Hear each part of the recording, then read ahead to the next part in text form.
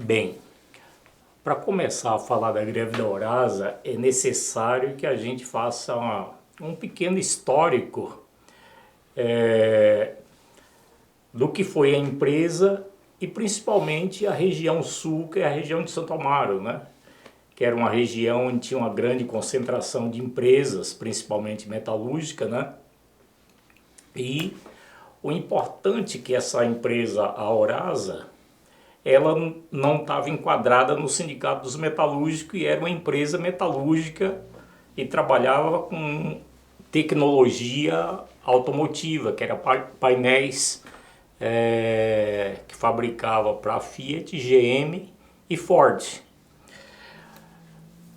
Agora, por que ocorreu a greve na Eurasa? Assim, primeiro, perdão aos que não me conhecem. Eu sou Jorge Luiz, mais conhecido na região de Santo Amaro nos anos 70, 80 e 90 como Jorge Preto. E trabalhei nas principais empresas da região, como Indústrias Vilares, Bosch, Prada, Monarch, CBE, algumas menores e a Eurasa. Então vamos lá, para a gente começar a conhecer o que era a empresa. Era uma empresa grande, onde a maior parte da mão de obra era feminina, e essa empresa nunca houve uma luta assim, mesmo reivindicatória, dos trabalhadores dessa empresa. E a diretoria da empresa, eles tratavam o pessoal assim, mais ou menos como um trabalho escravo.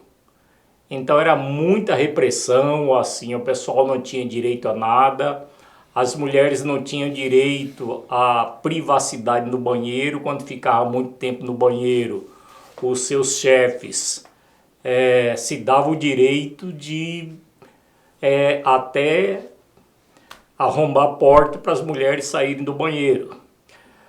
E o demais, pessoal, assim, uma pergunta, assim, por que tanta repressão e o pessoal não reagia? Assim, primeiro, para a gente entender as características do trabalhador brasileiro, principalmente assim nas grandes empresas, que não é só assim a questão porque a empresa tem tecnologia que o pessoal já se mobiliza de imediato para uma reivindicação. O que é que o pessoal pensava?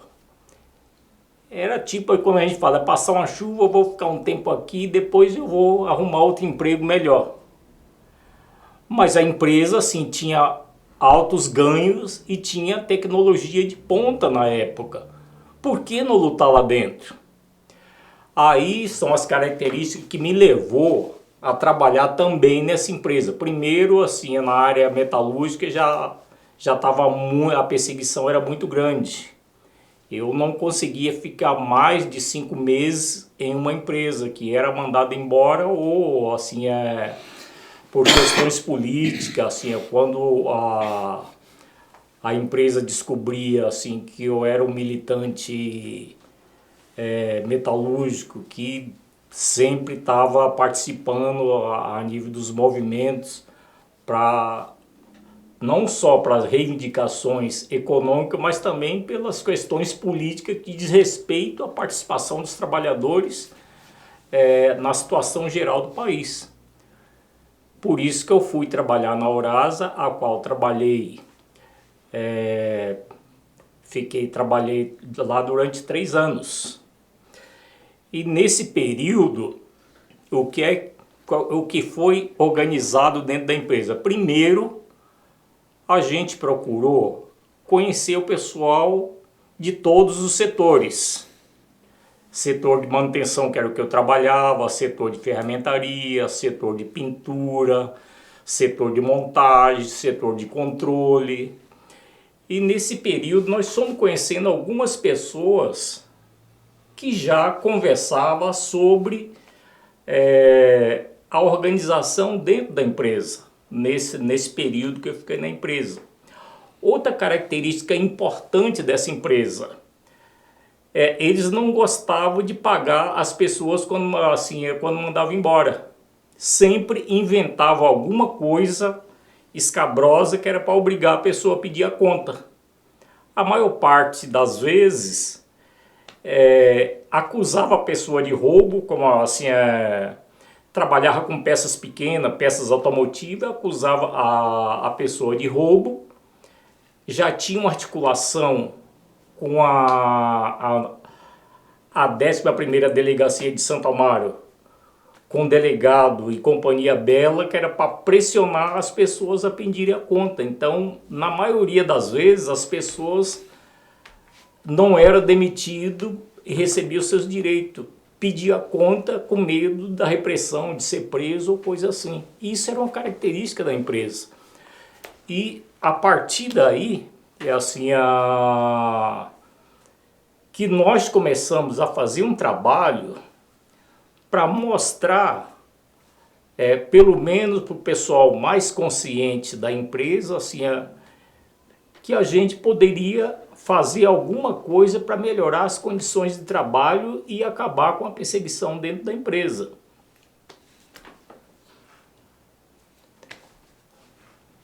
O Evandro podia dar uma continuidade, depois eu retomo o processo. Ok. Tudo bem. Eu sou o Evandro, profissão eletricista de manutenção. Também antes da Aurasa trabalhei em algumas empresas grandes, metalúrgicas inclusive, como a Semicron, trabalhei no metalúrgica Carto, Express Shoe e Cricinto, Trabomatic, Axo, que era química, e Solventex também química. Essas são as principais empresas que estavam, e a Aurasa. Dentro do que o Jorge colocou, é bem isso aí, né? Mas a gente tinha outros problemas que, por exemplo, nós tínhamos, principalmente para a mulherada, uma ficha para ir ao banheiro. Não podia ir duas meninas ao banheiro ao mesmo tempo. Tinha que ir com a ficha, então só pegava a ficha quando a outra voltasse.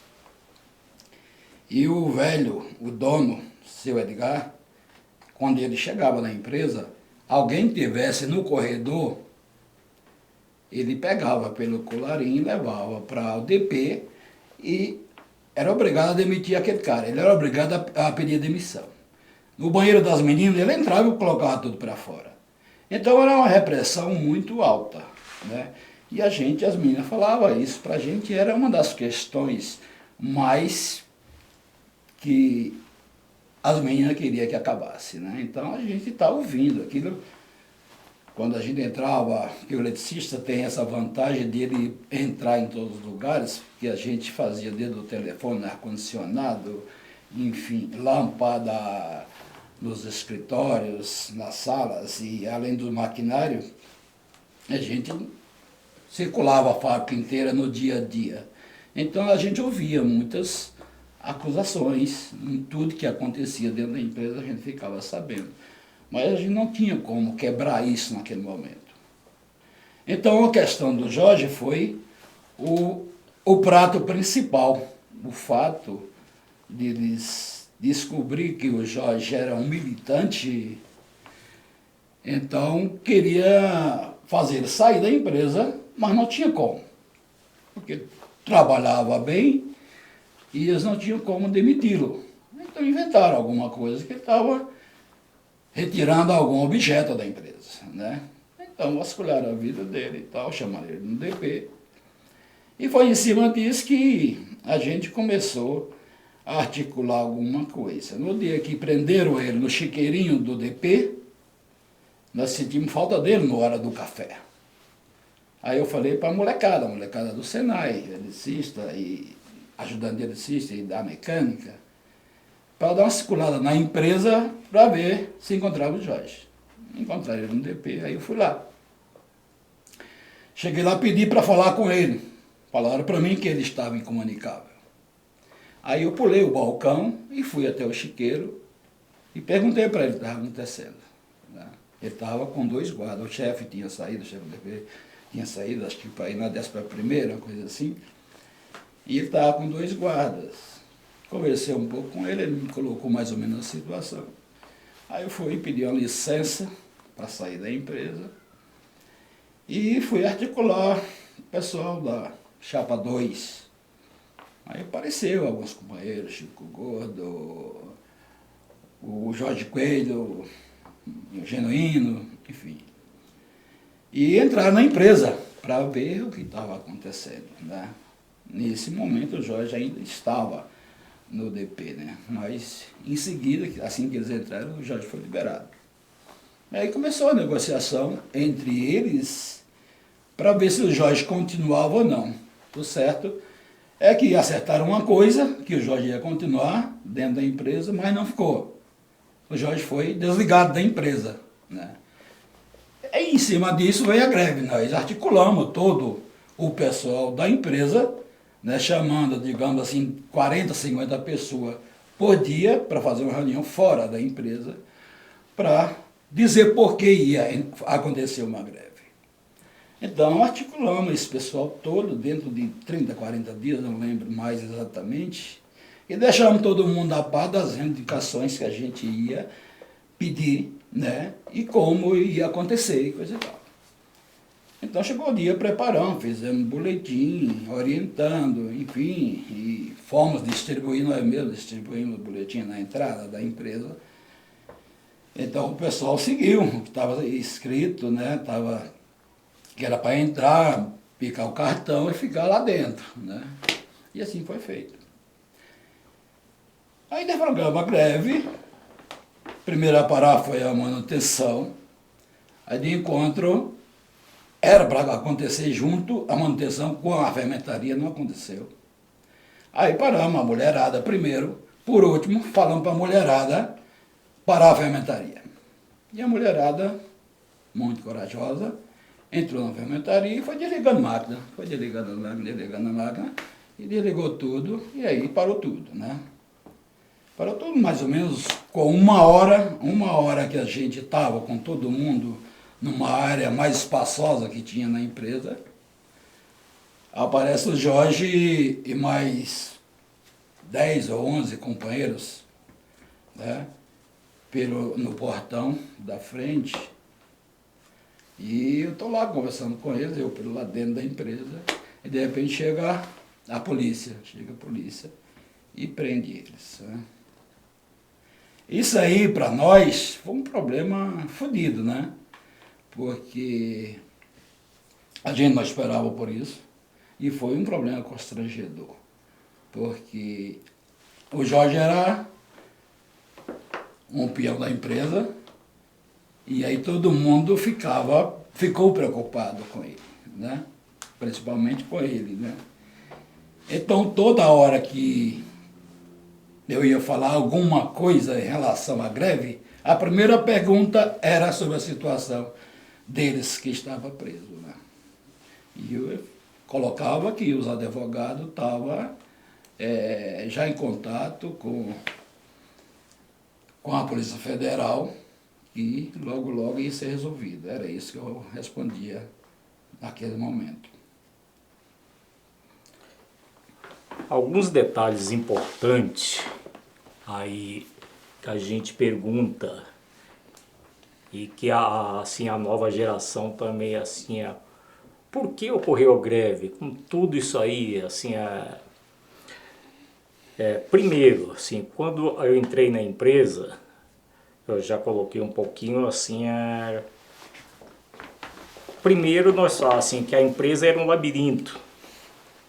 Assim, tinha vários setores, montagem, produção, ferramentaria, controle, pintura, usinagem, a parte de injetor, era todos setores isolados. Assim, pela própria característica do prédio. Uma dificuldade quando a gente estava discutindo, conversava, quando a gente se reunia, as poucas pessoas que a gente conseguia reunir no começo, o pessoal falava assim, olha, vai ser quase impossível fazer uma greve ali, uma que o contato com os outros setores é pouco. A outra situação, o que a empresa fazia? Uma coisa assim muito interessante. Os setores de gerência e chefias eram setores muito bem remunerados. O setor de ferramentaria, que era um setor que na época a ferramentaria era o ferramenteiro era mais conhecido como artesão. Era o setor assim de vanguarda da empresa. Esses setores também eram bem remunerados. Os outros setores que era...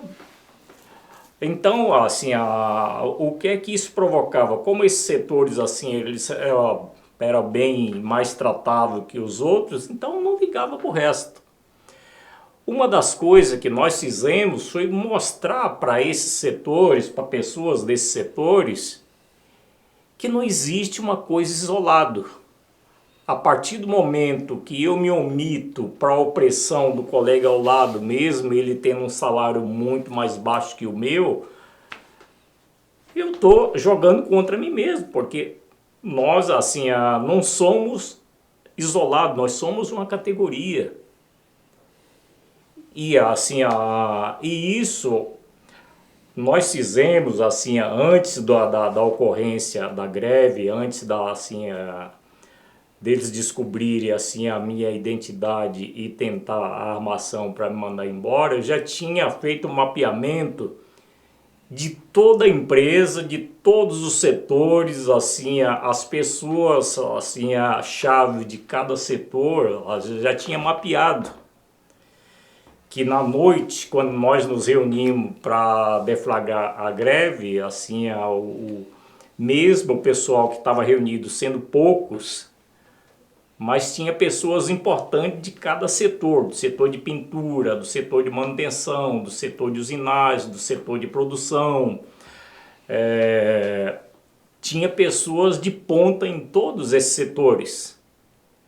E a coisa mais importante, o pessoal já tinha o mapa da empresa, assim, no caso assim, de circular, saber por onde começar e por onde terminar. Então isso foi feito um trabalho, assim, para fazer esse trabalho, não foi um trabalho de um dia, foi trabalho de mais ou menos 6 meses que eu estava ficando dentro da empresa fazendo todo esse mapeamento. Então, assim, as coisas não ocorrem por acaso ou voluntariamente. Requer preparo, dedicação e muita interação. Por isso, assim, que muitas greves, assim, a gente tinha sucesso mesmo sendo greves isoladas, porque a gente trabalhava esse setor. Primeiro, a gente trabalhava a truculência da empresa. Segundo, assim, as condições de trabalho na empresa. E terceiro, mostrando para a categoria, para todos, assim, que a gente só ia sair dessa situação com a força coletiva, que não adiantava um trabalho, assim, um movimento individual nosso. Por isso, assim, quando houve o episódio do que o Evandro falou, que o pessoal queria me mandar embora, mas não, assim, não podia me mandar. Primeiro que eles não tinham muita experiência de enfrentamento desse tipo de coisa, porque assim, a empresa lá era ligada ao sindicato dos joalheiros, que na prática não existia. Segundo, nunca tinha tido um movimento de reivindicatório ou de paralisação na empresa. E terceiro, eles não conheciam assim, um trabalho mais político dos trabalhadores. Eles conheciam o trabalho repressivo, que era entrar em contato com a polícia, assim, no caso direto, que era a delegacia de Santo Amaro, e no caso mais indireto, que era ligado à repressão política, que era ligado ao DOPS, que era a Polícia Federal, que na época era o delegado Veronese, o qual foi encarregado pessoalmente para cuidar de mim. dentro da empresa. O Veronese estava dentro da empresa, ele mesmo falou de viva voz que só estava aguardando eu entrar na empresa que era para eliminar. Ele falou de viva voz lá na Rua Piauí, na Polícia Federal. Bem, mas o fato concreto é que em todo esse imbróglio que a empresa assim, tentou tratar na truculência, o que é que isso levou? É assim, como já havia vários fatos assim de pessoas sendo demitida, acusada de roubo, então isso já tinha um eco dentro da empresa. Não era uma novidade quando as pessoas iam embora. Era uma coisa normal. Era uma coisa normal, já tinha um eco. No meu caso especificamente, como eu trabalhava na manutenção, eu tinha contato com todos os setores, como o Evandro falou. Inclusive, quando dava problemas sérios nas propriedades do Edgar Koch, que era o dono da empresa, assim, eles me levavam para resolver. Porque assim, eles não conseguiam ninguém que resolvesse o problema dos geradores lá da fazenda do Edgar. Então eu tinha que ir lá e resolver. Eu ia lá e resolvia coisa muito rápida. Como o Evandro falou no setor de manutenção, assim, eu tinha uma interação muito grande. A garotada do Senai, eles gostavam de trabalhar comigo, que eu ensinava, ia lá, ensinava a garotada, mesmo o pessoal da manutenção, quando tinha algum pepino meio sério lá nas máquinas, aí eu ia lá e dava ajuda pro pessoal, assim, no setor de produção, quando o pessoal ia lá fazer algum serviço de máquina de produção, o pessoal queria descansar um pouquinho, eu parava a máquina e falava, olha, relaxa um pouco, que quando eu seguro um pouco aqui, para você descansar um pouco. E isso a gente se tornou, assim, nós ficamos conhecidos. O pessoal me conhecia muito bem. E quando a empresa alega que eu estava sendo demitido por roubo, aquilo foi uma paulada, né? Para o pessoal da empresa. Fala assim, tudo assim, qualquer um, mas assim, esse cara aqui não faz isso porque nós conhecemos ele. O pessoal, a gente tinha contato direto com todo mundo. E isso nos facilitou a mobilização para se deflagrar uma greve. Uma greve assim, no começo foi uma greve de solidariedade assim, pela minha demissão. O que é que nós fizemos com isso assim, para melhorar um pouco? Então nós assim, o pessoal que se reuniu à noite, nós já colocamos várias reivindicações de condições de trabalho, fábrica, banheiro, salário, restaurante, que lá era uma nojeira. O restaurante não existia, só existia para chefe e gerente. Assim, você imagine quase 4.000 pessoas não ter um lugar onde fazer a refeição. E isso nós colocamos no bojo dessa perseguição da demissão que eles alegavam roubo. Assim, aí nós entramos assim, vamos reivindicar tudo que tiver direito. Principalmente a comissão de fábrica. Esse foi um ponto fundamental. Que aquelas pessoas que organizaram a paralisação, esse pessoal já foi transformado na comissão de fábrica. Primeiro que o sindicato não existia, né? E tinha um representante sindical dentro da empresa, que apareceu depois que começou a greve. Então tem que negociar com quem? Vai negociar com a comissão. Aí se formou a comissão de fábrica. Assim, a reivindicação principal era o meu retorno ao trabalho, a cancelar a demissão. E o restante eram as condições de trabalho e salário dentro da empresa. Mas, assim, em todo esse processo, logicamente, que a gente sabe que não é fácil um trabalhador ser demitido e ser remitido pela empresa. Que aí já é dualidade de poder. Então nós conversamos, como a gente já tinha um movimento forte dentro da empresa, assim, nós passamos a orientação para o pessoal para concentrar mais na questão das reivindicações internas na empresa.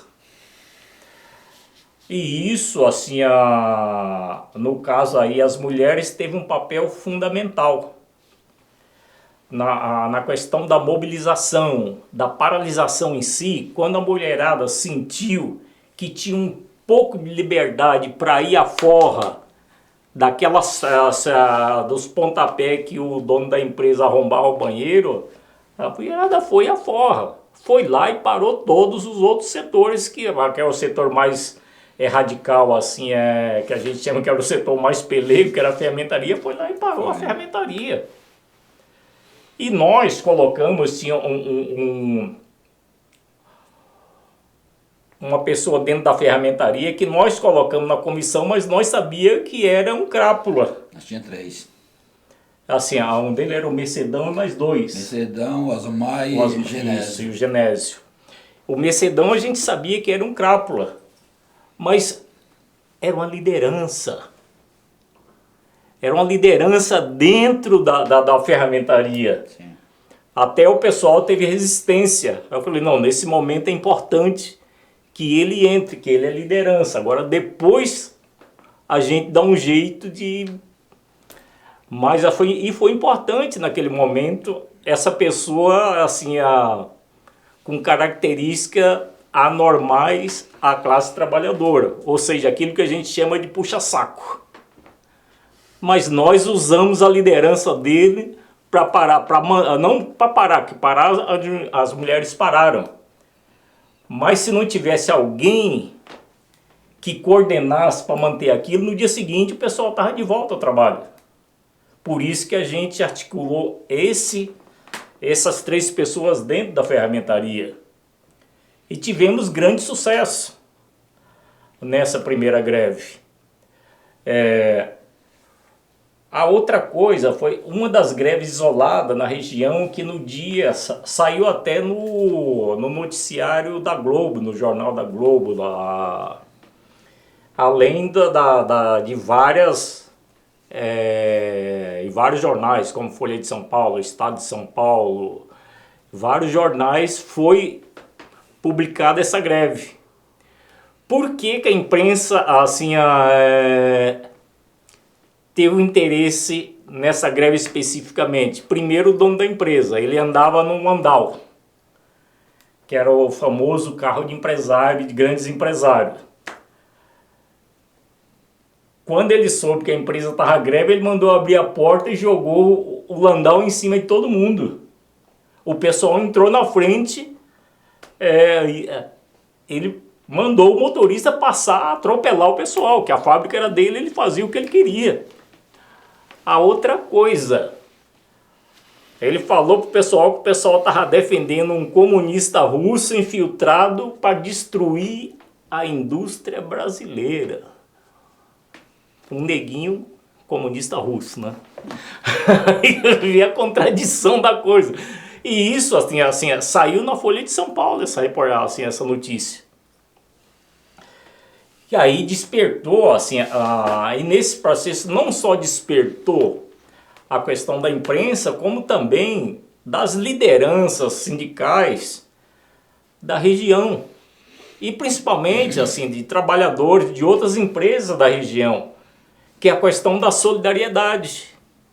Como o pessoal fez uma greve de ocupação, então, assim, então no final da tarde a pessoa, as mulheres que têm filho, homens têm que ir para casa, levar... Então foi feito assim um processo de solidariedade muito grande, externa, para socorrer esse pessoal, que assim o pessoal mandava, como a comunicação era muito ruim, né? Periferia, telefone mal e porcamente existia para poucos.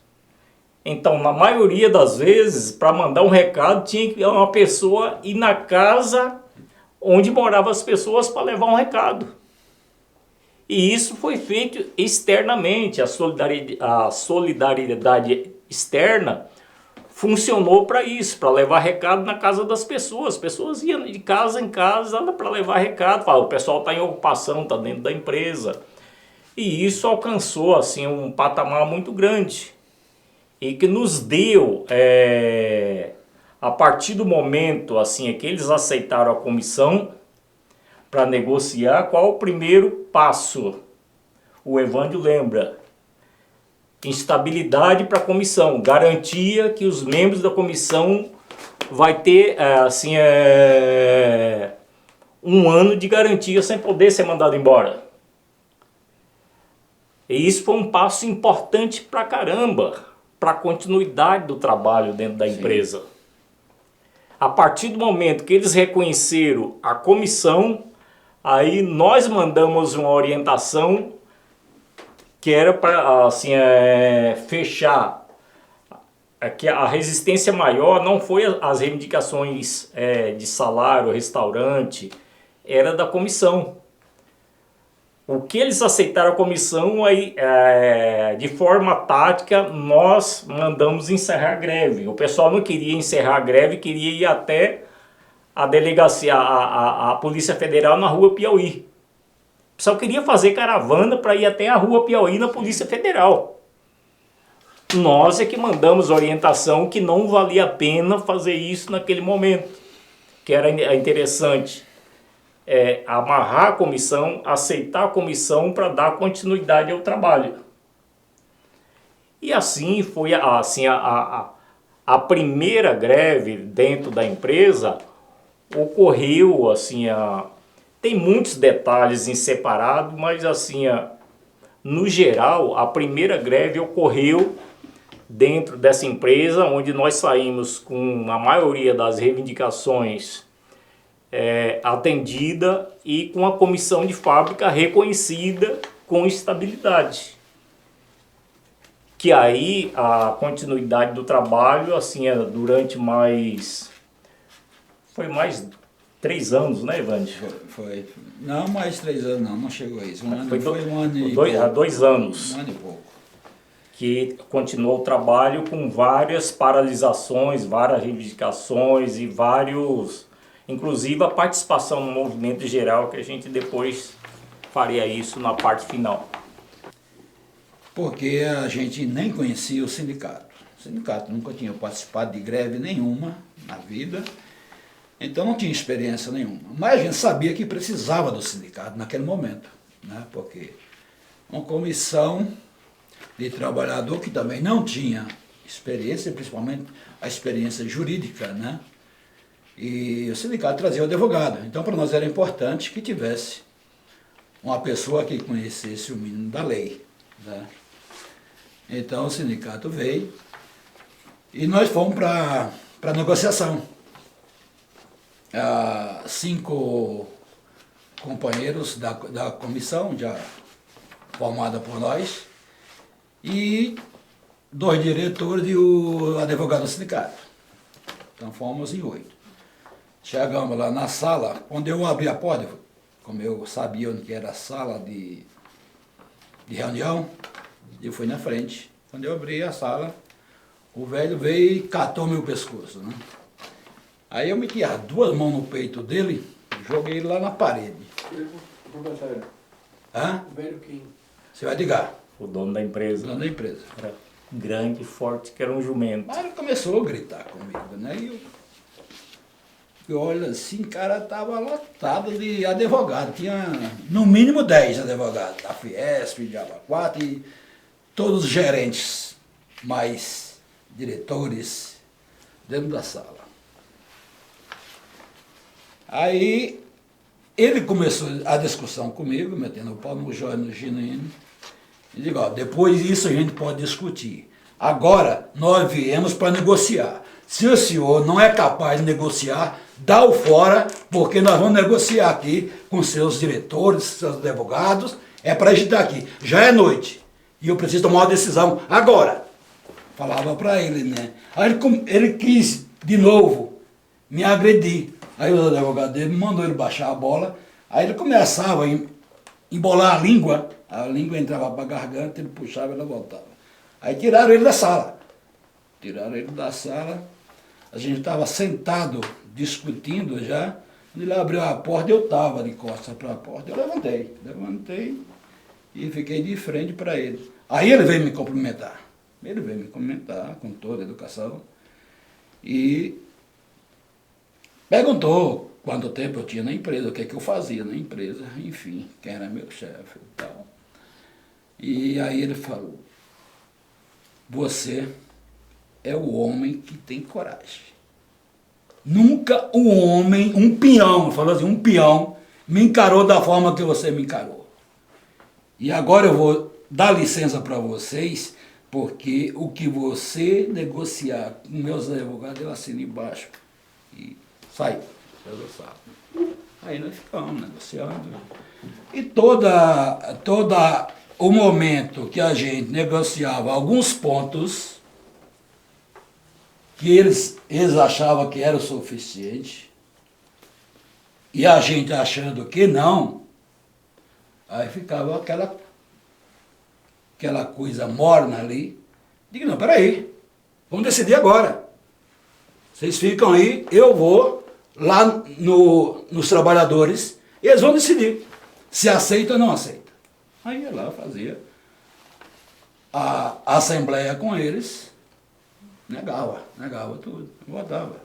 Aí começava tudo de novo. Até chegou à conclusão daqueles itens a gente receber 100%. Aí foi onde eu fui lá, era mais ou menos 11h30 da noite, e o pessoal aceitou. Aí terminamos essa greve, esse horário, nesse dia, né? E a turma ficou presa. Aí, no outro dia, o bochicho sobre o Jorge, os caras que estavam presos, né? Aí rolou. Aí chegou um momento de, não, peraí, tomar uma decisão. Chamei a comissão, disse, ó, precisamos tomar uma decisão agora para liberar o pessoal. Aí, tiramos 3 para ir à diretoria, eu e mais 2, e o restante ficaram na articulação com a fábrica. Aí chegamos lá, na diretoria, falei para eles, que é o seguinte, o pessoal está cobrando a presença das pessoas que foram presas aqui. Então, a situação está tão delicada que vocês precisam tomar essa providência agora, já. Porque se eles não aparecerem aqui na porta da fábrica, até às 5h30, na saída do pessoal, amanhã a fábrica estará parada. Vai parar a fábrica novamente. Mas isso não pode acontecer. Pô, Evânio, você é um cara tão inteligente, agora você está sendo muito burro. Quem já fez um acordo desse? Quem foi que já fez? Você vai jogar de água abaixo? De quem conquistou uma vez, conquista 2. Mesmo que dê mais trabalho. Mas a luta continua. E agora eu vou sair daqui e vou passar sessão por sessão, avisando ao pessoal que se eles não aparecerem até as 5h30, amanhã a fábrica estará parada. E fizemos isso. Passamos de sessão por sessão, parava a sessão e falava ao pessoal. Ó, pessoal, estamos esperando o Jorge aqui até 5h30. Se não aparecer, amanhã a fábrica está parada. E foi isso, na fábrica inteira. E, de fato, foi libertado. Eles foram libertados nesse dia, entendeu? E aí, continuando, a gente reunia, criamos um jornalzinho, coisa e tal. E aí a turma da fermentaria se sentia superior e não queria estar no meio, até mesmo no meio da comissão. Eles não queriam participar dos acontecimentos da fábrica. E aí um dia, eles resolveram, na comissão, nós tiramos um coordenador, que era eu. Tudo tinha que passar por mim, depois eu juntava a comissão e tomava a decisão conjuntamente, entre todos. E aí alguém me falou que viu os 3 da fermentaria entrar na sala da diretoria. Digo, o quê? como? Se ninguém está sabendo de nada, por que esses caras estão tomando essa posição? Aí eu fui lá, articulei a comissão, digo o seguinte, eu vou lá, eu e o André, e vocês ficam aqui na expectativa. A gente tem que chegar dentro de 10 minutos. Se a gente não chegar dentro de 10 minutos, vocês vão lá ver o que aconteceu. Pode ser que os caras nos prendam lá, sei lá. A gente usava esse método de dividir a comissão, uma parte ia para negociação e a outra ficava. Mas tinha um tempo para gente chegar. Se não chegasse, eles iam lá. Aí eu cheguei,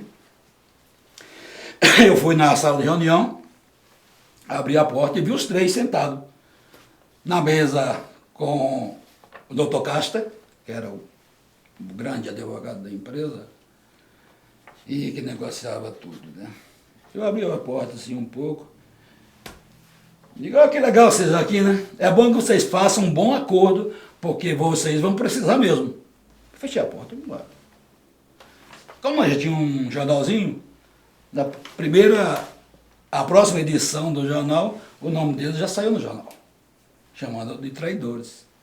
Né? Então eles ficaram queimados também pelos trabalhadores da Aurasa. E saíram fora mesmo, saíram fora. Agora que acordo eles fizeram também não sei. Mas saíram, né? E aí, dentro das circunstâncias, tudo o que acontecia, a gente tomava providência de imediato. Chegamos a um ponto que para mandar alguém embora lá, primeiro tinha que falar com a comissão. Eles chegaram até mandar 3, sem motivo, e a gente não sabia. E fomos para cima e conseguimos trazer esses 3 companheiros de volta. Coisa difícil, mas trouxemos eles de volta, né, porque o motivo que nos alegaram não tinha cabimento de ser demitido. Então, a comissão teve uma importância da gente unir, né? E até outra coisa que eu achei interessante é quando esses 3 companheiros da fermentaria, que a fermentaria era um peso grande. A fermentaria era um setor de 120 profissionais, era os maiores salários da empresa e coisa e tal. Então, é um peso muito grande para a comissão, né? Importante. E para eles, o fato deles sair também foi um alívio, né? Porque a fermentaria estava fora da comissão. Mas pela desgraça deles, um outro dia, eu fui fazer uma reunião lá, não lembro que reunião sobre o quê, e eu trouxe já dentro da comissão de fábrica um companheiro-chave que eu deixei eles muito tristes.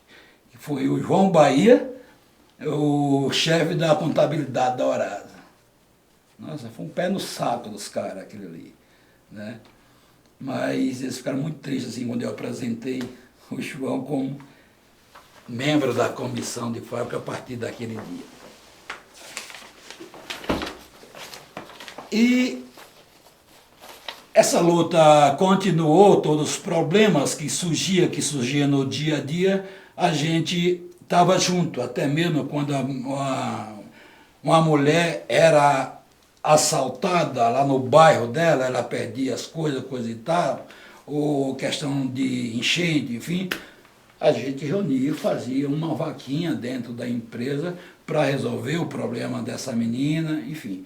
A gente procurou ser solidário o mais possível que a gente pôde, né, dentro da circunstância que a gente tinha. Eu sei que a gente conquistou essa comissão de fábrica e conquistamos um restaurante para todos, na verdade era 1.800 funcionários, a Aurasa, e conquistamos o restaurante para todos com preço baixo, né, que todo mundo passou a ser beneficiado disso, né, que antigamente todo mundo trazia a sua marmita, e aí a partir daí ninguém precisou trazer mais.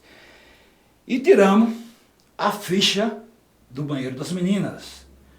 Isso porque aí ficou livre, ela ia quantas quisesse ao banheiro, e ficava o tempo que quisesse também, né?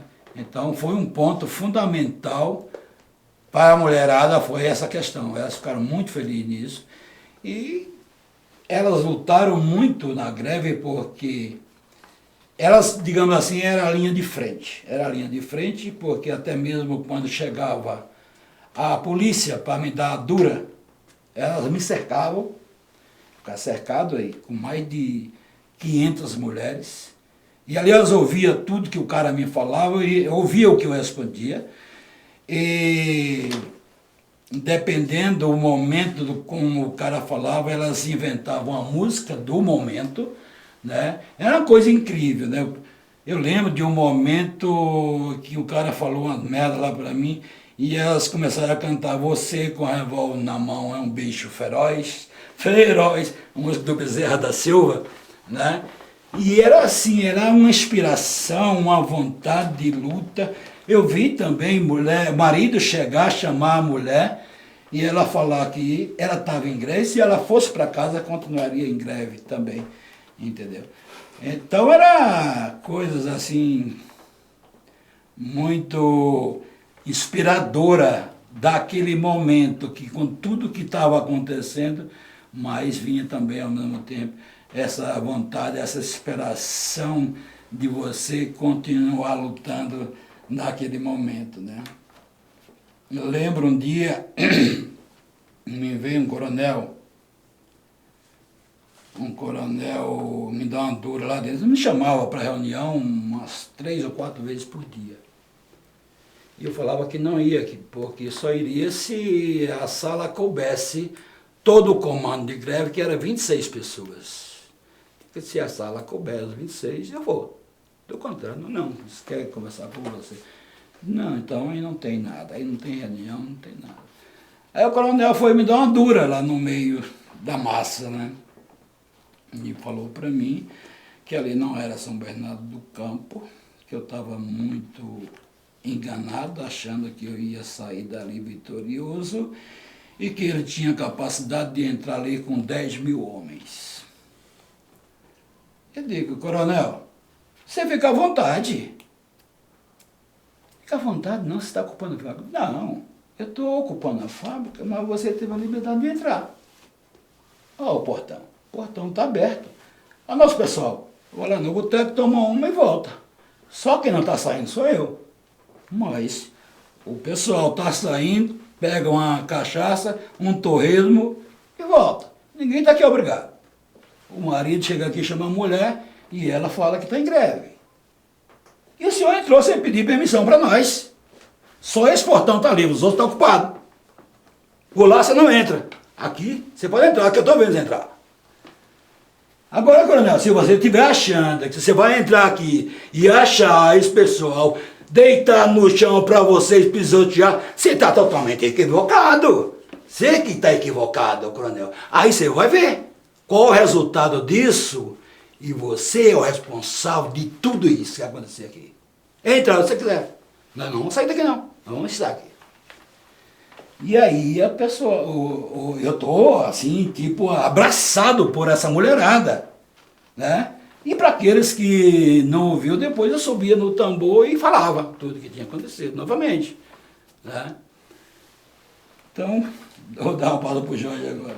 Retomando aí a questão do trabalho da Aurasa, só um ponto em relação à comissão de fábrica, que é um trabalho assim, era um trabalho antigo da oposição metalúrgica, né?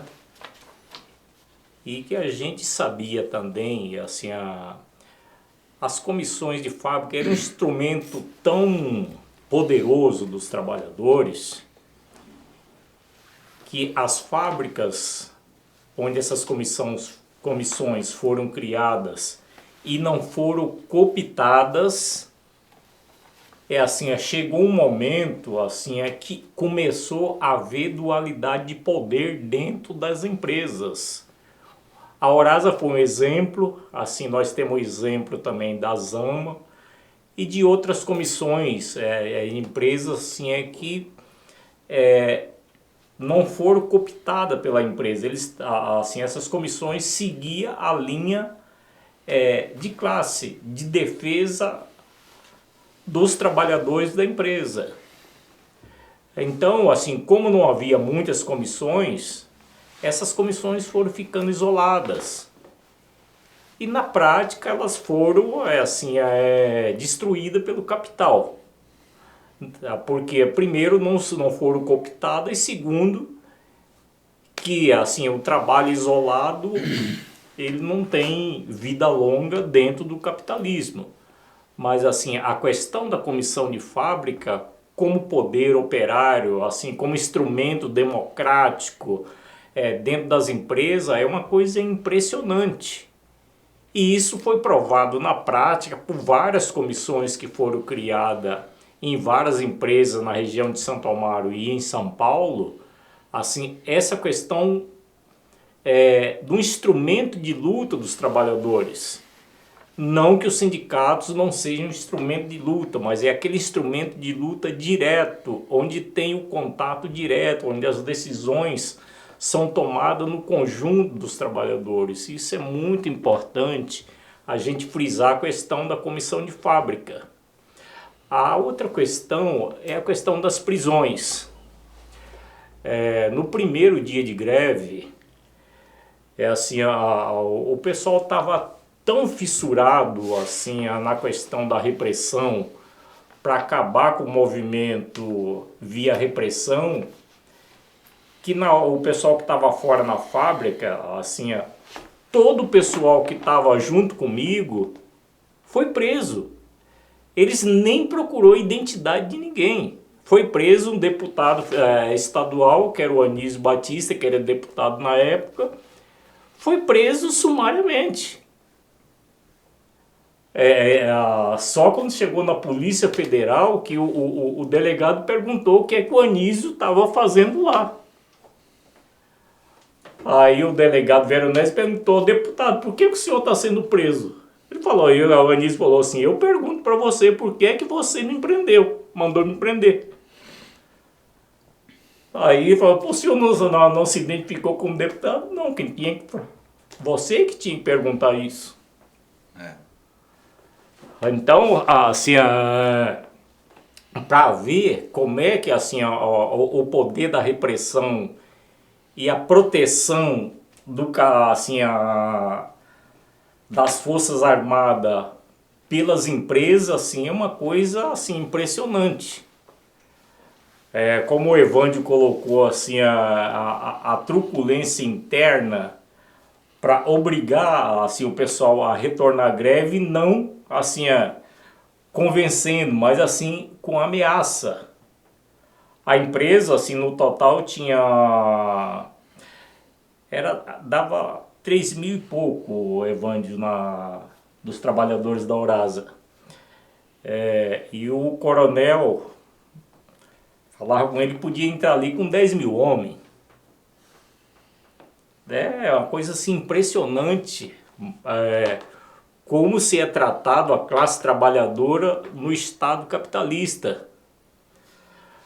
E nesse processo das prisões, quando ocorreu a prisão, eu já tinha colocado no começo, além da ameaça direta, que no meu caso, a Polícia Federal já conhecia, que eu já tinha sido preso, enquadrado no DOPS, estava sendo enquadrado na Lei de Segurança Nacional, então a Polícia Federal já sabia quem eu era, né? E o delegado Veronese, claramente falou para mim, que ele estava preparado dentro da empresa para eliminação, não era para prisão.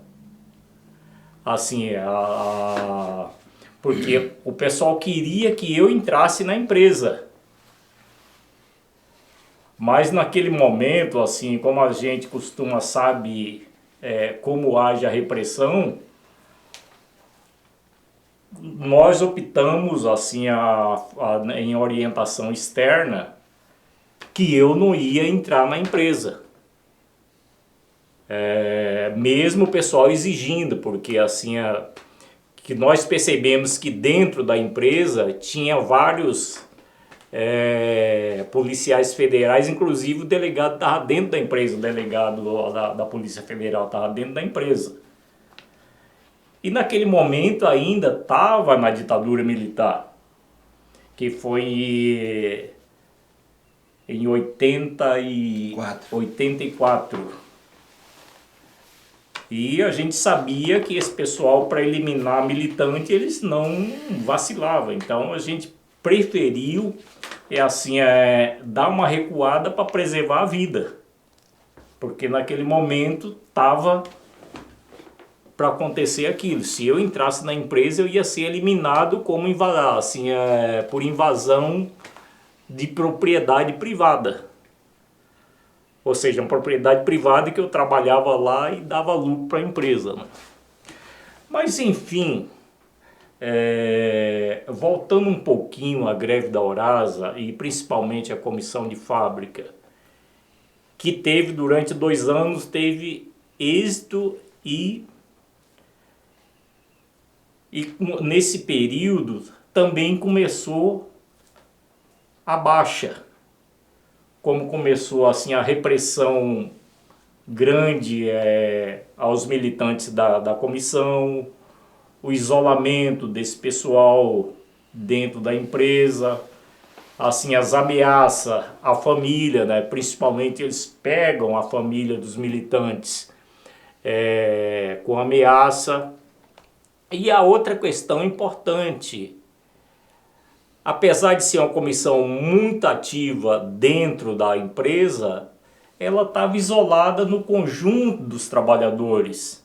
Não havia outras empresas na região que tinham comissões que pudessem ter uma interação. Tinha o pessoal da comissão da MWM, mas era uma comissão mais como se via de amortecedor. Muito conformada, né? Entre a empresa e os trabalhadores. Não era uma comissão classista. Era uma comissão que servia mais os interesses da empresa do que os interesses dos trabalhadores. Então, não é que a comissão da EMA era ruim, mas é uma comissão que era aceita dentro do capital, porque assim, eles, em determinado momento, eles eram o amortecedor entre o trabalho e o capital. Então, ele servia mais para a direção da empresa do que para o setor da produção. E, no geral, as comissões eram muito poucas. Então, uma comissão com essas características raramente sobrevivia por mais de 2 anos. E isso que aconteceu com a comissão da Aurasa, com o trabalho na Aurasa, com a questão da dualidade de poder dentro da empresa. Como o Evandro colocou muito bem, assim, para se mandar pessoas embora, assim, tinha que ter autorização da comissão. E isso, assim, a direção da empresa não aceita. E ocorreu isso, assim, inclusive, Evandro, um fato importante, assim, um dos primeiros atos da comissão dentro da empresa foi, assim, desligar da empresa o gerente do RH, que era o mais conhecido como Mancha, porque ele que começou, que fazia toda a armação. Foi a exigência da comissão. Para mandar os trabalhadores embora. Depois, em seguida, no trabalho, assim, uma das exigências do pessoal da empresa e principalmente da comissão é que aquela pessoa não era digna de continuar sendo gerente de RH. E a comissão conseguiu mandar esse cara embora. Nem só ele, outros também. E outros, assim, todos desse naipe que jogavam assim, contra os trabalhadores dentro da empresa, o pessoal conseguiu mandar embora. Então, para ver assim, a dualidade de poder que estava havendo dentro da empresa, a organização do trabalho dentro da empresa, o pessoal começou, assim, a comissão começou a organizar o trabalho. dando ao pessoal qualidade de trabalho, condições de trabalho, e isso tudo acontecia alguma coisa em algum setor, alguma coisa irregular, algum chefe meio babaca se metia a besta para tentar reprimir os trabalhadores ou para dar uma cantada nas companheiras mulheres, que trabalhavam muitas mulheres, imediatamente o pessoal entrava em contato com a comissão e o pessoal ia lá e resolvia o problema. Assim, não era que perseguia o pessoal, mas colocava assim, o direito da pessoa aqui é esse, então se você fizer isso aqui, você está indo contra aos nossos direitos, então a gente vai ter que tomar uma providência contra você. E isso, durante 2 anos, ocorreu isso. Infelizmente, assim, o trabalho isolado, ele não dura muito tempo. Aí que começou também, a empresa também começou a passar problemas econômicos. Aí, toda essa comissão, não só a comissão criada dentro da empresa com estabilidade, também nós começamos a usar o trabalho de CIPA dentro da empresa para colocar assim, os lutadores dentro dessa empresa com estabilidade via CIPA. As CIPAs lá, assim, a CIPA foi eleita com 99% do pessoal indicado pela comissão. Foi. Todos foram eleitos com a 99% com indicação da comissão.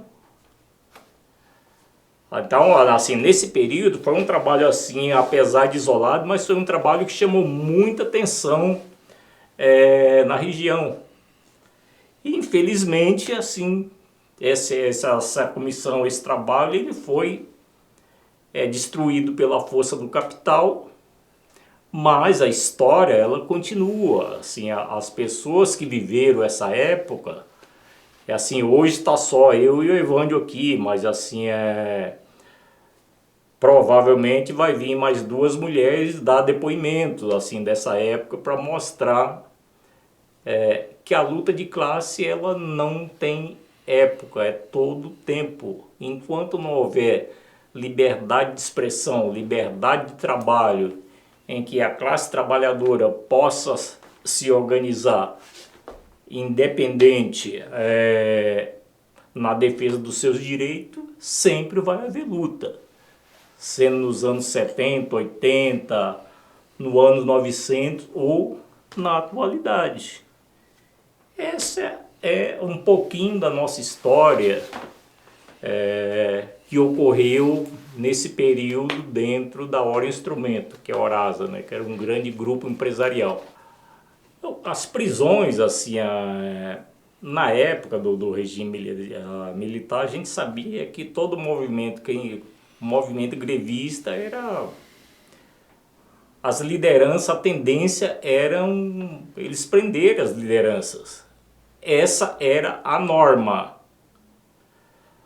No caso da Orasa, foi uma questão assim mais aguçada, que não estava, primeiro estava em jogo assim a demissão de um trabalhador,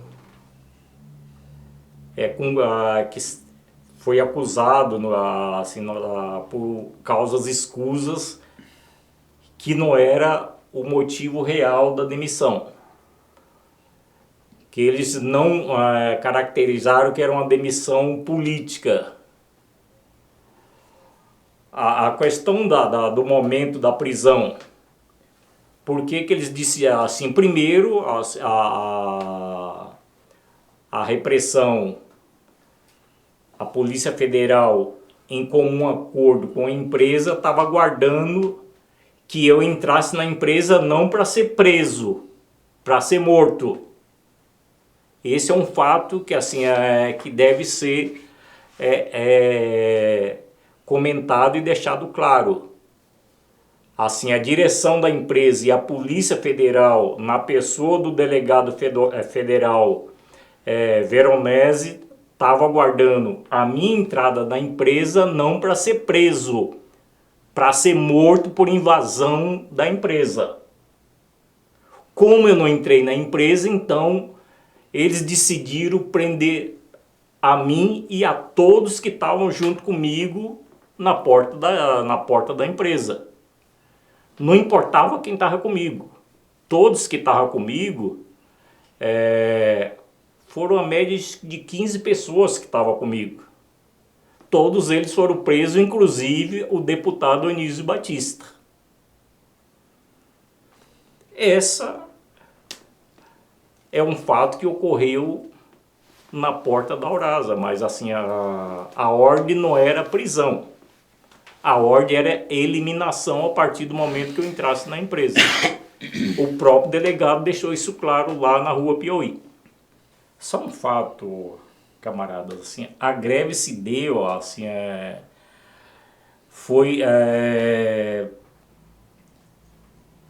não foi no mesmo dia que houve a demissão.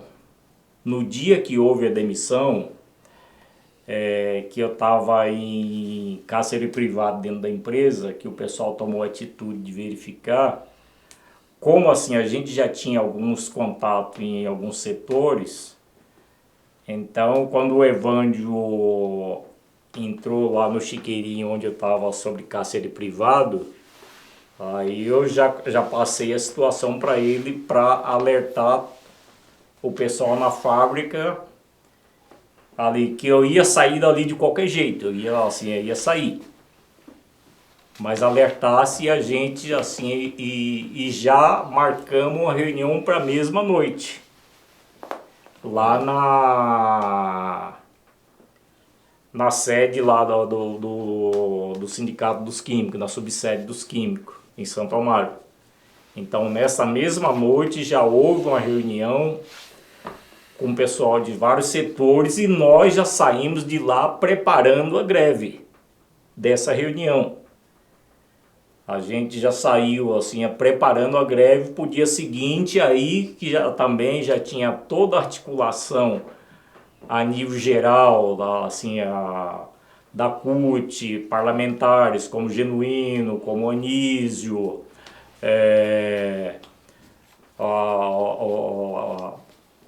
o pessoal dos sindicatos amigos, assim, o pessoal da oposição metalúrgica. Então, assim, nessa noite mesmo, assim, no dia seguinte, todo esse pessoal já estava preparado para a greve, mas o principal elemento, assim, para fazer a greve não era o elemento externo, era o elemento interno. Qual é o elemento surpresa nossa para a empresa? Primeiro que eles nunca houve uma greve na empresa. Segundo, que apesar de ser, tinha meia dúzia de pessoas. Mas esse pessoal que estava conhecia todos os setores da empresa, tinha um mapa da empresa.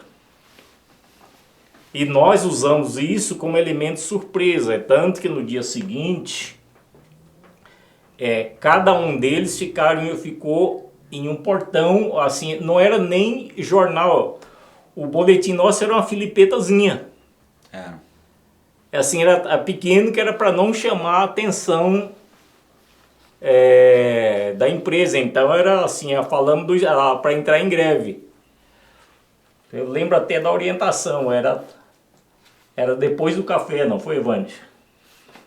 Não, era entrar e bater o cartão. Entrar, bater o cartão e não trabalhar. E não trabalhar. Eram assim, palavras diretas. Então todo o pessoal que entrou na empresa já tinha esse. Então o pessoal ficou meio confuso. Que aí foi que a ação do pessoal preparado fazia assim o arrastão dentro da empresa. Que saiu da manutenção, passou na pintura e já foi fazendo o arrastão na empresa inteira. Assim, com mais ou menos 30 minutos já tinha toda a empresa no pátio. Não é isso, camarada? Isso. Foi isso. E foi esse momento que vocês foram presos, né? Exatamente. Quando já estava todo mundo, assim, nós somos presos da vista, assim, aos olhos de todos. A gente não tinha ainda não estava ainda com toda a fábrica parada, né? Aí vocês chegaram no portão e nós fomos lá bater um papo. E foi onde os homens chegaram e enfiaram vocês no camburão, né? E aí todo mundo viu. E aquilo foi muito ruim para nós, né? Se fosse até um outro momento, mais tarde, por exemplo, mas estava iniciando. Nós não estávamos com todo mundo parado ainda, né? E aí, em vez da gente continuar parando a fábrica, todo mundo ficou preocupado com a prisão desses companheiros, né? Isso atrapalhou um pouco, atrapalhou bastante, né? Mas aí ele acabou conseguindo parar a Aurasa 100%, né? Paramos a Aurasa 100% e depois é que veio o sindicato, e o pessoal também não queria deixar o sindicato entrar, né? Aí foi indo, eu falava para eles que era necessário o sindicato para a gente poder ir para a negociação, porque a gente precisava de um advogado, e o sindicato tinha um advogado. Então, acabaram aceitando de boa, né? Mas teve outra prisão também, não exatamente nesse dia, nessa greve, na outra greve, teve outra prisão, que foi do Reni. Reni chegou com uma perua da CUT, parou no portão do Aurasa e me chamou. Eu subi na perua, eu estava com o microfone na mão para falar algumas coisas, aí chegou o batalhão de choque, né? E começou a descer o cacete nas nossas pernas. O pessoal estava também na beira do portão. Eu dei um voo vazante, pulei o muro da Aurasa e eles me pegaram lá de lá. E desceram o cacete no Reni, levaram o Reni preso com perua e tudo. E assim que eu entrei na empresa, eu fui no telefone e liguei para o Genuíno, avisando que tinha acontecido, né? De imediato o Genuíno ligou para o secretário de Segurança, na época era o Motor, né, o governador. É. E meia hora depois o Reni volta. Encosta a perua no portão, me chama novamente. Eu vou. E aí nós podemos falar o que a gente queria falar naquela hora, né? E não teve mais problema. Mas nesse dia, todo o quarteirão da Aurasa estava cercado pelo batalhão de choque, de cabo a rabo. A Polícia Federal, dentro da Aurasa, né, a paisana, quem me falou isso, eu nem sabia, quem me falou isso foi o Genuíno, chegou para mim e falou, se você for no banheiro mijar, leva no mínimo 10 caras contigo, porque os caras querem te catar sozinho, né? E aí eu procurei ficar sempre no meio da mulherada, porque a mulherada estava me protegendo ali. E não aconteceu nada comigo, ficava ali até tarde, 10, 11 horas, saía dali, a turma vinha me pegar, ia dormir em cima da mesa de snooker, no sindicato dos plásticos, né? Fiquei uns 5 dias assim na minha casa. E no outro dia cedo voltava, né? Porque aí o pessoal já estava, né? 6 horas já tinha que estar lá. Porque tinha, lá na Aurasa, nessa época, tinha 3 turnos, né? Então, cada momento eu encontrava um pessoal diferente, que não tinha participado daquela coisa da parte da manhã, da tarde, da noite, né? Então eu tinha que estar ali para deixar o pessoal inteirado de toda a situação que ocorreu no dia a dia, né?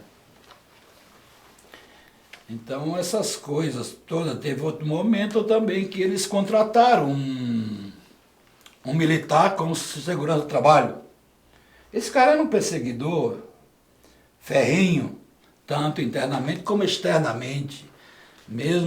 Até mesmo alguma reunião que a gente fazia fora dali, eles ficavam sabendo. Então a gente era perseguido, assim, seguido no dia a dia, né?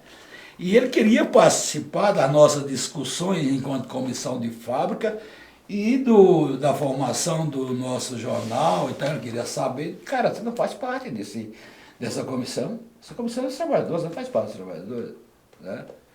Então você não tem que participar, você não tem que saber de nada, você vai saber a hora que entrar o jornal. É assim que vai acontecer, E aí, teve um momento também quando o Jorge colocou aqui que que a comissão não se vende, né? Eu acredito que os 3 companheiros de comentaria se venderam, né? Chegou um momento, eu estava sozinho com a diretoria e eles me perguntaram que cargo e que salário eu queria. Eu digo, olha, cargo eu já tenho demais, porque eu sou eletricista de manutenção aqui. Sou vice-presidente da CIPA, sou coordenador da comissão. Então, para mim, chega. Não quero mais cargo nenhum. E o salário também tá bom. Agora que eu recebi 12 ou 12,5, uma coisa assim, de aumento, tá ótimo, tá legal. Então, estou satisfeito, não preciso. Eu vou continuar sendo funcionário dos trabalhadores da Horário. É isso. Mas se eu abrisse o bico ali, com certeza, me venderia de boa, né? Por isso é importante a gente ter o princípio, né, de uma luta, né, você ter as raízes próprias, que é tudo, a gente sabe que isso acontece, né? Porque o capitalismo, ele compra tudo, né? Compra até a alma de algumas pessoas, mas não compra de todos, né? Infelizmente, o dinheiro funciona dessa forma, né? E eu acho que a gente tinha muito o pé no chão em relação a isso, né? Esses companheiros que ficaram até o final dessa luta na Horasa, eles mantiveram muito com o pé no chão, muito enraizado e dentro dos princípios adequados que a gente precisava para aquele momento. E os três que precisavam sair, saíram. Então a coisa pôde continuar de uma melhor forma. Essa questão foi logo no início, digamos assim, na primeira greve, né? Porque a primeira greve foi em 84 e a segunda foi em novembro de 85. Quer dizer, 1 ano e pouco depois, né? Nós fizemos a segunda greve, que foi na época da campanha salarial unificada, né? A campanha salarial unificada, acho que durou o quê? 1 dia ou 2? Não, por aí. Mas nós ficamos 2 semanas. Nós ficamos 2 semanas. E foi o momento mais pesado, né? Porque foi um tempo longo. Um tempo longo e muita repressão.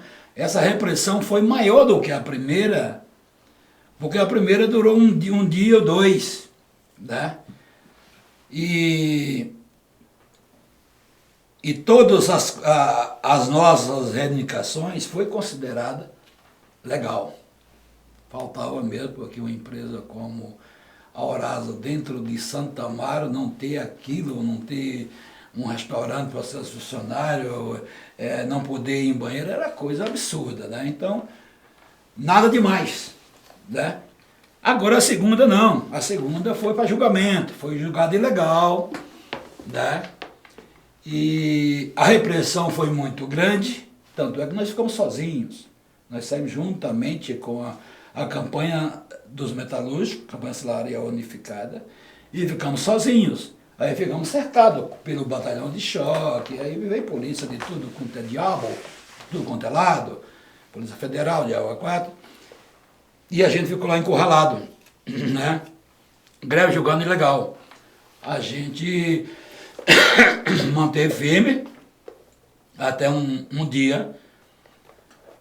Um dia chegamos 7 horas da manhã para entrar, a polícia não deixou a gente entrar. Quer dizer, algumas pessoas deixavam, mas o comando de greve não podia entrar, né?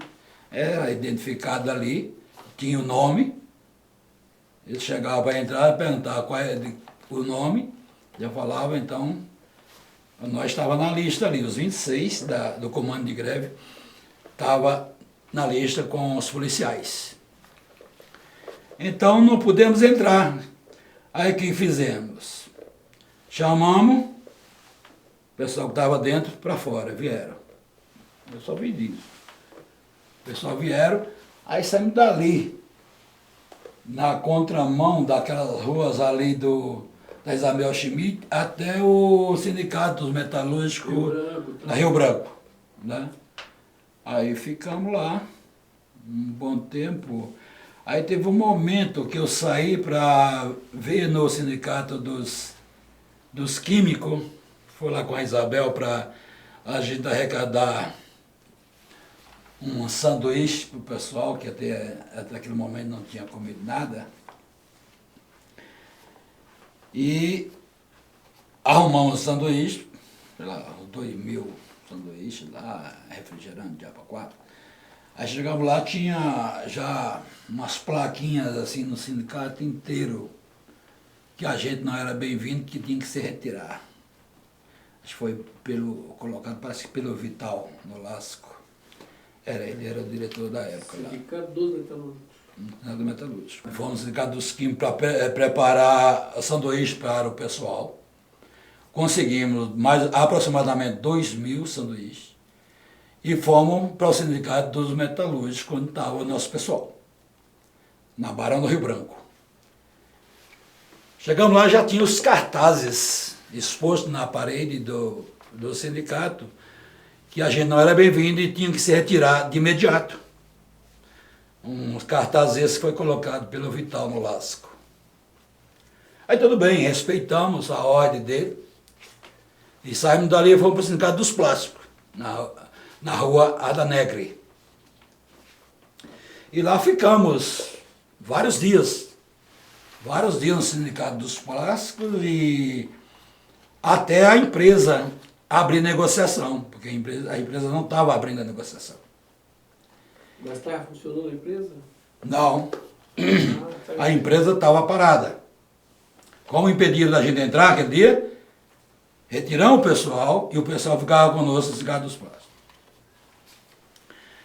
Aí eu e mais 3 companheiros da comissão para a porta da Aurasa para exigir negociação. A polícia vinha, tirava a gente e colocava do outro lado da calçada. Nós voltávamos na calçada da Aurasa e eles vinham, tiravam novamente. E ficou naquele lenga-lenga, né? Até teve uma hora que nós fizemos uma reunião e mandamos um recado para eles, já que eles não queriam que nós entrássemos na empresa, que eles saíssem da toca. Aí eles saíram. E fomos para a sede do sindicato, que ficava ali numa rua ao lado. Aí tentamos a negociação, mas esse dia não teve acordo. Não fechamos acordo nenhum, porque eles não aceitavam ninguém do comando de greve retornar à empresa. Todo mundo teria que ser demitido, né?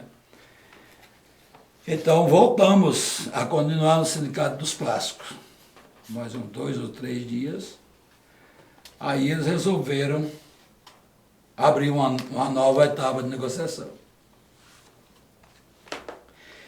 E aí acabamos fechando um acordo lá.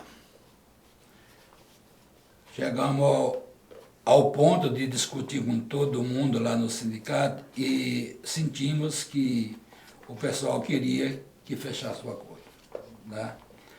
Então, respeitando a vontade da plena maioria dos trabalhadores, nós fomos negociar um aumento, na época, de 3% de aumento real para toda a empresa. E o comando de greve demitido com toda a garantia das estabilidades, tanto cipeiro como comissão de fábrica e tudo mais. Então o final foi assim, foi esse, né? Em seguida, esses 26 ficaram fora da empresa, não retornaram mesmo. Mas a gente continuou reunindo com o pessoal que ficou na empresa. Mas aí, como eu falei, que o cara da segurança estava perseguir, então todo mundo que reunia com a gente naquele dia, no outro era mandado embora.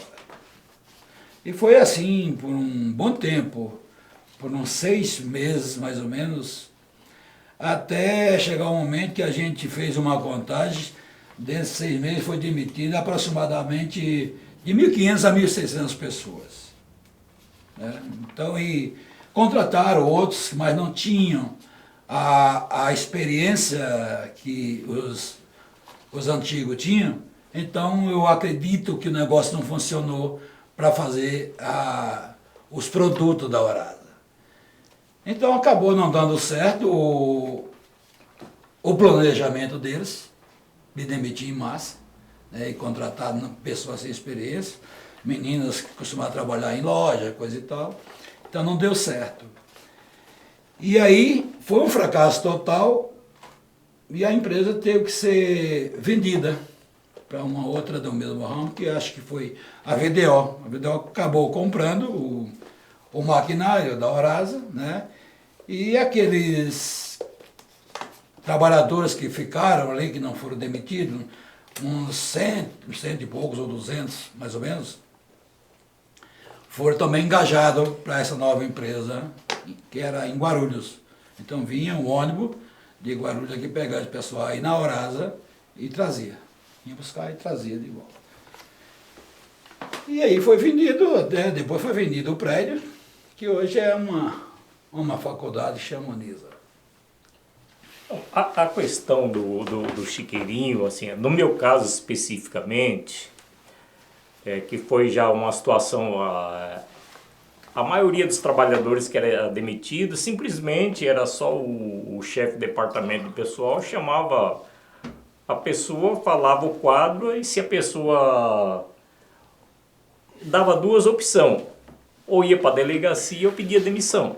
Então a reação do trabalhador comum, normal, é quando se fala, pô, aí ele pede demissão e vai embora.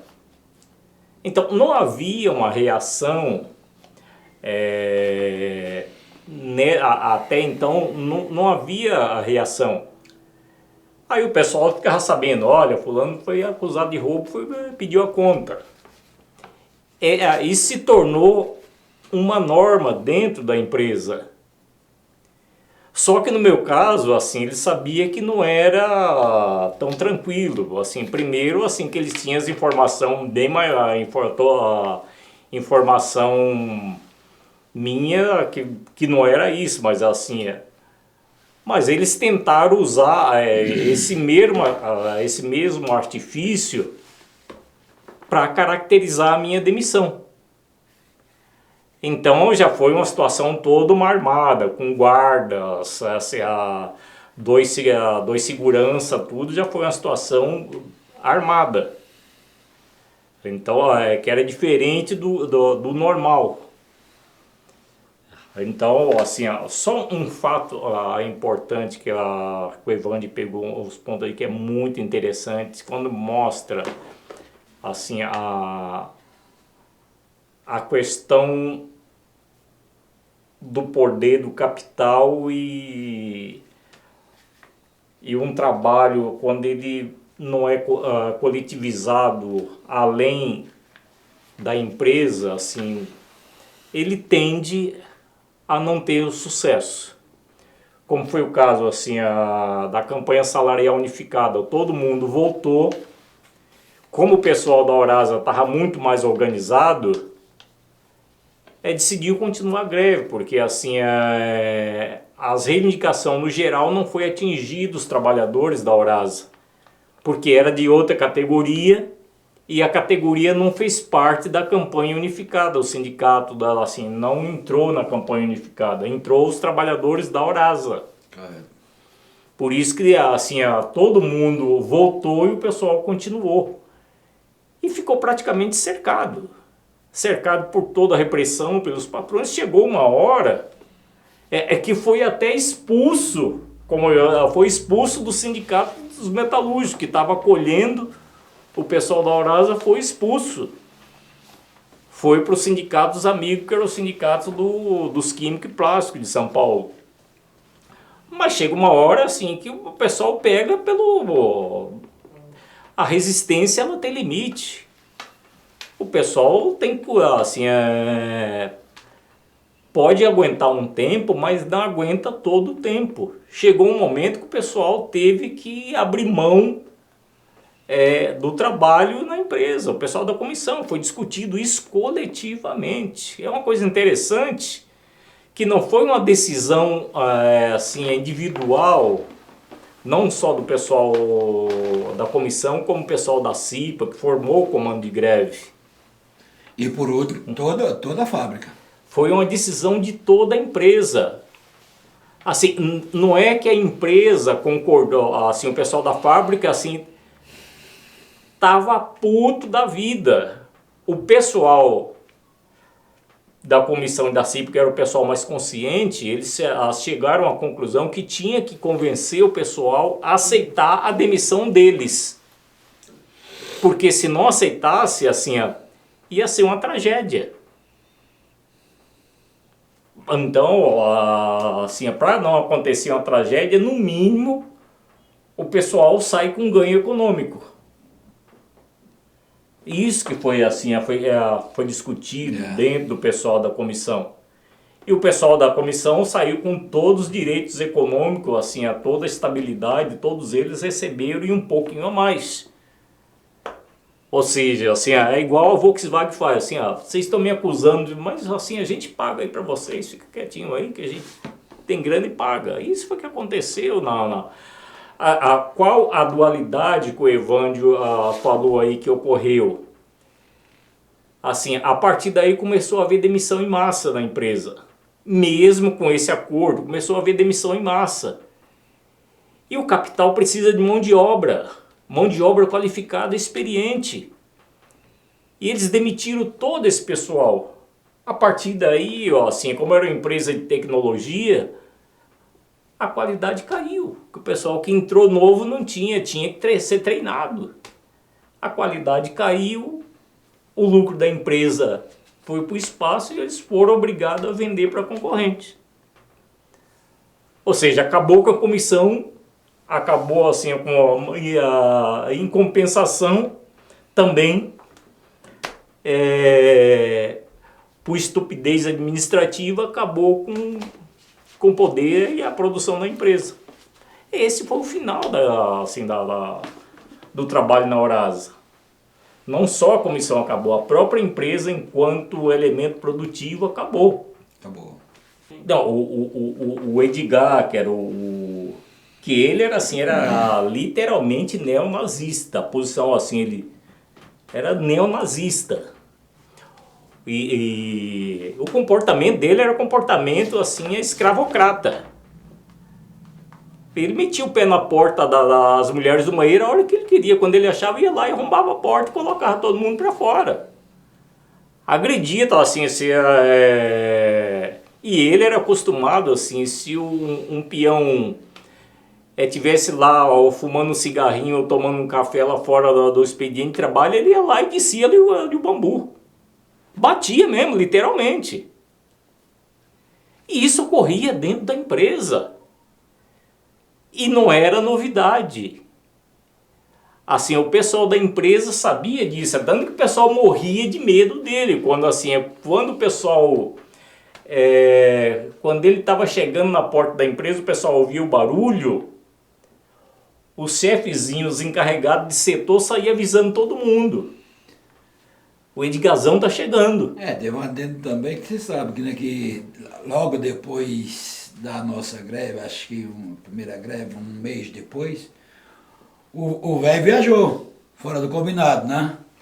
Ele morreu, e aí quem ficou como presidente da empresa foi o Edgarzinho, o filho dele, entendeu? Que não tinha aquele pique que o velho tinha, né? E até mesmo eu acho que ele não queria ter essa grande responsabilidade em mãos, como ele acho que ele mantinha ali mais por causa do pai, né? Mas ele não era um cara ruim. O Edgarzinho não era um cara ruim como o velho, era um cara totalmente diferente. Era um cara que conversava com qualquer pinhão, sabe? Era a pessoa que em outros modos. Agora o velho não conversa com ninguém. Entendeu?